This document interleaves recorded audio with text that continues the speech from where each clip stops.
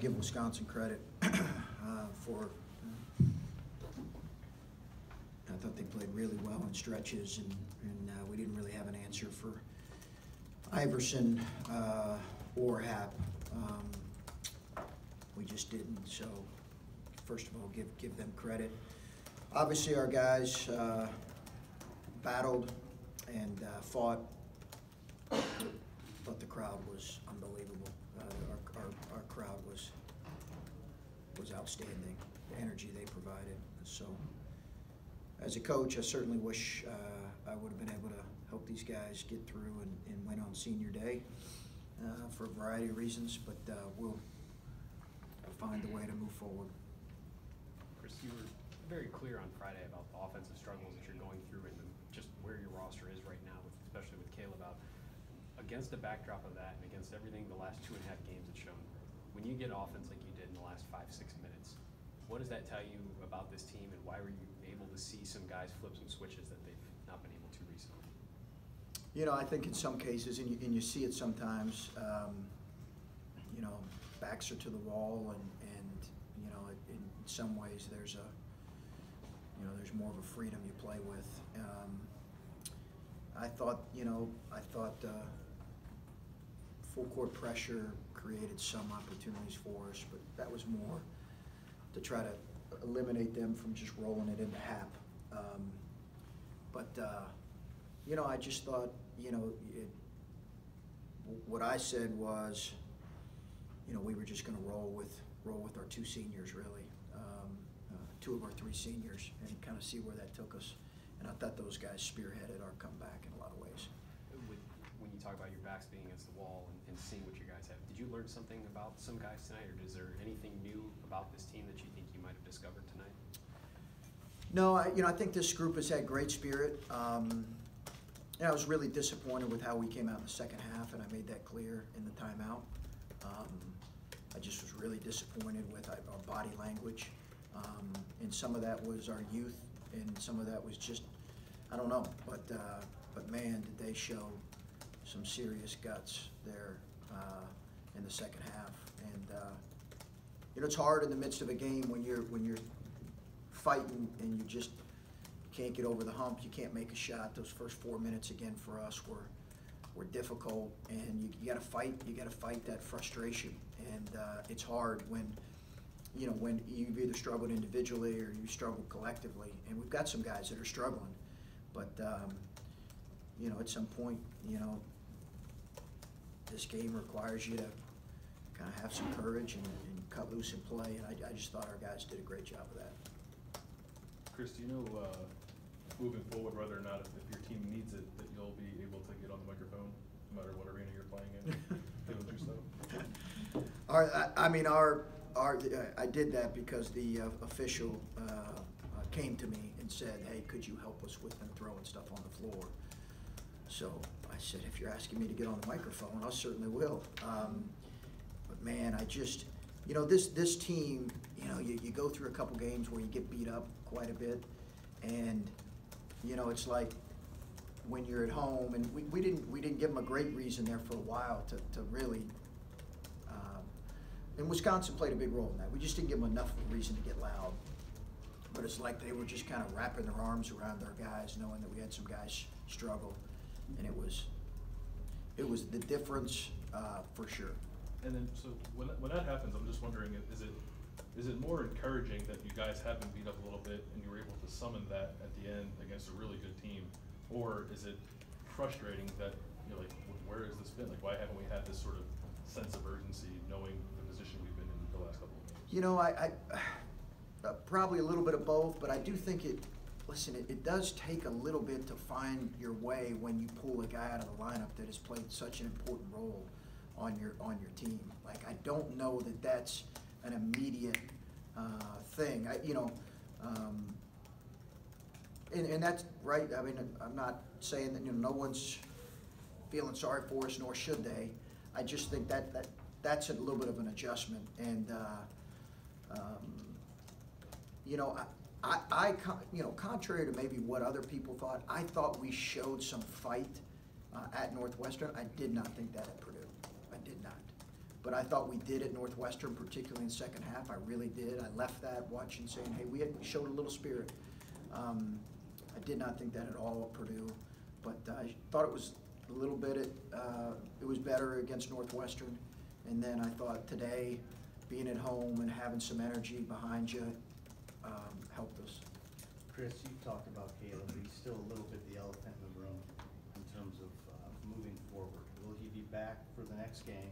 A, if you know that. And two, how do you prepare him? I'm sitting there tonight watching this game, thinking what's going through his mind. He's 18, 19-year-old kid, but there's still consequences. Yeah. I mean, his actions have affected things. Yep.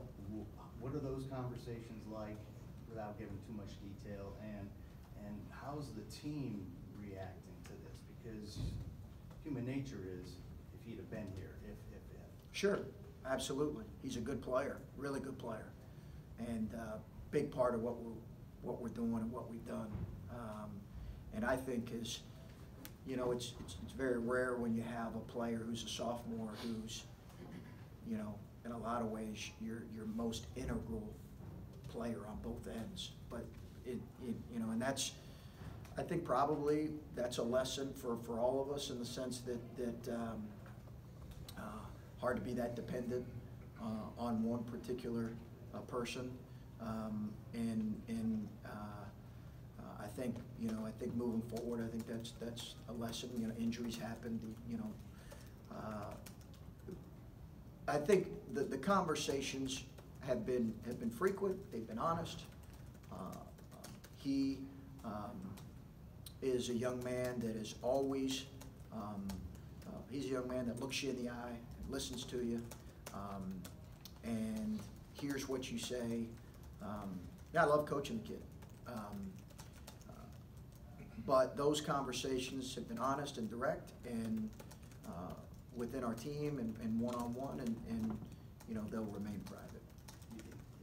Is the plan to have him back next game? You know, we'll address that here moving forward. We'll address that moving forward when we have an actual answer I can give you. CJ, 22 points, 5-1 assist to turnover ratio just from him today. What did you see that you liked out of him? I thought he was playing really aggressive. That's why I went to him late. I just thought he was playing aggressive and pretty confident. I know he banked in one, but I thought he was playing aggressive and confident, got to the rim, got to the foul line, attacked in transition. That had been a big emphasis for us. Thought he was active. Thought he played like a guy who really, really cared at a high level, which is, you know, which is what your seniors do on senior day. And man, I would have loved. He had a pretty clean look there on the dribble up three. I would have loved for that to go down, but yeah, I'm sure he's frustrated with his free throws. But the fact that he got to the line 11 times is pretty good. I'm just wondering, when Keyshawn intercepted that at the end of regulation and threw it up, what were you thinking? And did you think there was a chance it was on? It looked right on line. It looked right on line. I mean, that was 2 feet maybe away from at least hitting the rim. It looked pretty good from my standpoint. And you know, we were debating on whether to put somebody on the ball or not. And I'm always a guy on the ball in those situations, always. But you notice in Purdue last year, we had a guy on the ball. But we had Cato on the ball, and we had Caleb back. So it's a little different this year. So that's why we tried to put an extra defender in the backcourt, or in the front court. Chris, I'm sorry to belabor the point, but there's a teleconference tomorrow. You're going to be available probably Tuesday or Wednesday. When do you expect to have an answer on Caleb that we'll know? I would expect, and then what's the next, when are we getting together here again? Tuesday or Wednesday. Okay, I think I'll have something for you by then. Okay. I would expect by Tuesday we'll have something for sure. Okay. When you guys left here after Iowa, it just felt like it was inevitable that you guys were going to the tournament. You didn't want to talk about it good or bad at any point, but what have the last 3 games since that suspension, the losses that you mentioned, what have they been like for you, where it seemed like there was so much optimism after that one night, and it's completely, other than the second half rally, it just felt like it's been completely different for you guys? It's been really hard. It's been really hard. I mean, losing is brutal. It's miserable. I mean,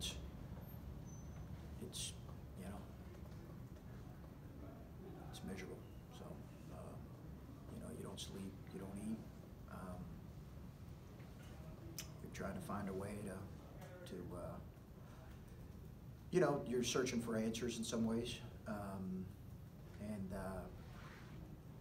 But, you know, listen, as I've maintained, we got a choice in this whole deal, and the choice is to you know, complain about the circumstances or, you know, what's happened, or just to kind of control our daily attitude and our approach to each day, and how aggressive we're being at approaching that day, and to embrace the fact that listen, while we were in great position, and I don't follow it enough to know where we're at now, but you know, the reality is that we've certainly got something to play for, and that needs to be our approach. I just think as much as anything, in light of all this, you know, I've just tried to eliminate those kind of following all that, just again, because it can wear you down. You know, the reality is, like, we just have to find a way to play well. And we did that for stretches against a good team. We really did. And we're going to have to figure out a way to do that more and longer, and see where that takes us. And if it, listen, doesn't, if we're not good enough, we're not good enough. You know, but we're going to fight like hell to get there. Okay. Thanks, Chris. Lori, do you have one last one? I was just wondering, you guys missed the first 13 shots the other night, the first 11 tonight. Are just your offensive woes being magnified at the beginning of the game, or guys taking time to get adjustments? Is it a function of not having a starting five that has been able to gel all year? I mean, what's happening at the start of games for that cold shooting? You know, I think two pretty good defenses that we played in the last two games. Really last three games, but last two games for sure. So give them credit. I don't think it's, you know, I don't think it's all on us. You know, they're obviously doing some things. We had some really good looks, and that's the thing as a coach you're trying to do, is get really good looks. Like, we had some shots right around the basket, layups, and we had some pretty clean open threes. You know, we just missed them, and our message to our guys was the quality of our shot. We just need to control the quality of our shot and be aggressive with that. And I thought, you know, we had a stretch in the second half where some of our young guys didn't quite understand that, but that's all we can control, is the quality of our shot. And you know, I think perhaps the lineup change has affected that. I'm sure it has, but you know, we got good looks, and we'll knock them down. Okay, thank you. Thank you.